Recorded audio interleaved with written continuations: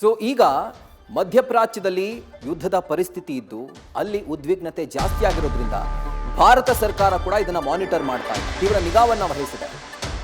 48 ಗಂಟೆಗಳಲ್ಲಿ ಸುಮಾರು 8 ದೇಶಗಳೊಟ್ಟಿಗೆ ಪ್ರಧಾನಿ ಮೋದಿ ಮಾತನಾಡಿದ್ದಾರೆ.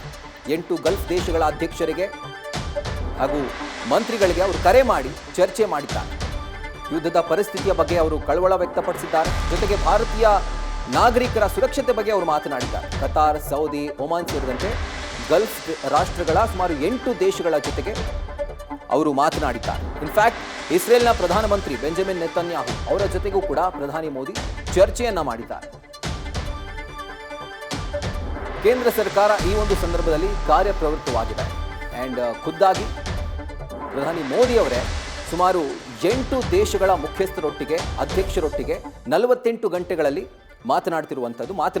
ಇನ್ಫ್ಯಾಕ್ಟ್ ಸೊ 8 ದೇಶಗಳು ಯಾವುದಿದು ಹಾಗಾದ್ರೆ?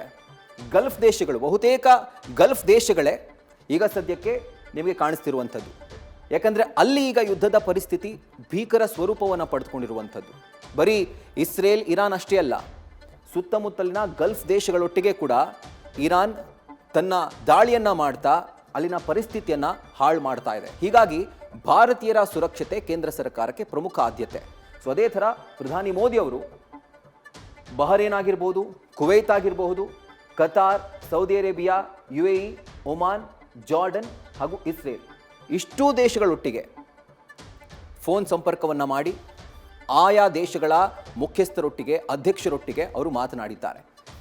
ಮಾತನಾಡುವಂಥ ಸಂದರ್ಭದಲ್ಲಿ ಪ್ರಸ್ತಾಪ ಆದಂಥ ಅಥವಾ ಚರ್ಚೆ ಆದಂಥ ವಿಷಯ ಏನು? ಮೊದಲನೇದಾಗಿ ಯುದ್ಧದ ಪರಿಸ್ಥಿತಿಯ ಕುರಿತಾಗಿ ಭಾರತ ಕಳವಳವನ್ನು ವ್ಯಕ್ತಪಡಿಸಿದೆ.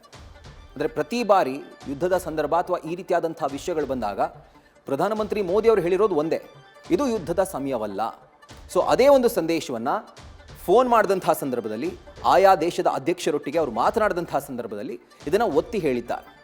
ಯುದ್ಧದ ಪರಿಸ್ಥಿತಿಯ ಬಗ್ಗೆ ಆ್ಯಂಡ್ ನಡೀತಾ ಇರುವಂಥ ಭೀಕರ ಯುದ್ಧದ ಬಗ್ಗೆ ಅವರು ಕಳವಳವನ್ನು ವ್ಯಕ್ತಪಡಿಸಿದ್ದಾರೆ. ಅದರ ಜೊತೆಗೆ ಭಾರತೀಯರು ಯಾರೆಲ್ಲ ಆ ದೇಶಗಳಲ್ಲಿದ್ದಾರೋ ಆಯಾ ದೇಶಗಳ ಮುಖ್ಯಸ್ಥರೊಟ್ಟಿಗೇ ಮಾತಾಡಿ ಭಾರತೀಯರ ಸುರಕ್ಷತೆಯ ಕುರಿತಾಗಿ ದಯವಿಟ್ಟು ಕ್ರಮವನ್ನು ವಹಿಸಿ, ನಮ್ಮ ದೇಶದ ಜನರನ್ನು ಸುರಕ್ಷಿತವಾಗಿ ಬೇರೆ ಸ್ಥಳಗಳಿಗೆ ಶಿಫ್ಟ್ ಮಾಡಿ ಅಥವಾ ನಮ್ಮ ದೇಶಕ್ಕೆ ವಾಪಸ್ ಕಳಿಸ್ಕೊಡೋದಕ್ಕೆ ಏನೆಲ್ಲ ಒಂದು ಕ್ರಮಗಳಾಗಬೇಕೋ ಅದನ್ನು ದಯವಿಟ್ಟು ಕೈಗೊಳ್ಳಿ ಅನ್ನುವಂಥ ಮನವಿಯನ್ನು ಪ್ರಧಾನಿ ನರೇಂದ್ರ ಮೋದಿ ಅವರು ಮಾತನಾಡಿದ್ದಾರೆ.